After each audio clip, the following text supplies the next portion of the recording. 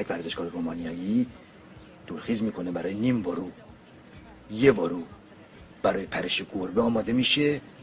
داورا نفس در سینه حبسه، دورخیز کرده روی خرک، میاد 3 گام بر میداره، نیم ورو پشتک گربه و 9 امتیاز باید داورا بهش بدن. اینجا خیلی زیبا. دونده کنیایی دورخیز میکنه، 3 گام بر میداره، میپره از روی، خیلی زیبا رکورد جهانی رو بهبود میده این دونده 21 ساله از کنیا.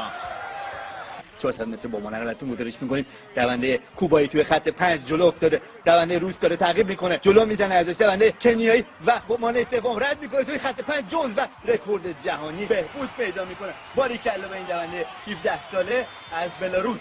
تمرکز میکنه، میاد روی پنجه کف پا موازی، خیلی دقت بالایی میخواد این کار. بلند میشه روی پنجه پا، قامتی کشیده داره و پا رو جفت میکنه، آماده است برای رها کردن دایو. رها میکنه 3 وارو و بسیار زیبا. ورزشکار چینی برای مدال طلای المپیک